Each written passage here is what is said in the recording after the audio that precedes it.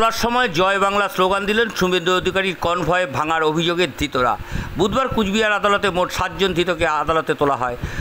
মঙ্গলবার কুচবিহারে খাগড়াবাড়িতে রাজ্যের বিরোধী দলনেতা শুভেন্দু অধিকারীর কনভয়ে ভাঙার অভিযোগ ওঠে। শুভেন্দু অধিকারী তাকে খুনের চেষ্টা করা হয়েছিল।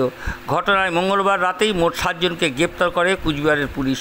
বুধবার সকালে তাদের আদালতে নিয়ে আসে। গাড়ি থেকে নামতেই স্লোগান ওঠে জয় বাংলা, আমরা তৃণমূল কংগ্রেস করি। ধৃতদের পাল্টা অভিযোগ, শুভেন্দু অধিকারী খাগড়াবাড়িতে চলতে থাকা তৃণমূলের ভাষা আন্দোলনকে আক্রমণ করেছিল, তারই পাল্টা দিয়েছে তৃণমূল। 24 ঘন্টা ইন্ডিয়া টিভির প্রতিনিধির বিশেষ প্রতিবেদন।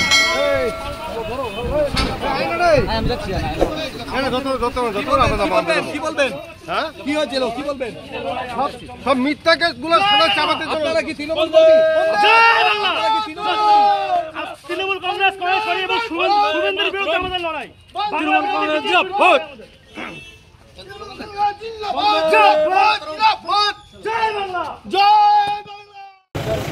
কালকে কখন ধরছো তোমাদের? কালকে বিজেপির বিরুদ্ধে আমাদের বাংলা ভাষাকে অপমানের বিরুদ্ধে আমাদের লড়াই ছিল।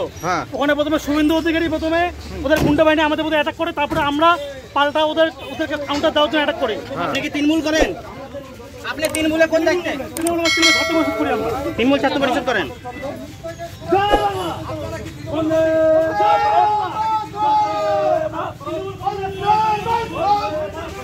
আপনারা দেখছেন 24 ঘন্টা ইন্ডিয়া টিভি, সর্বদা সবার পাশে সবার মাঝে।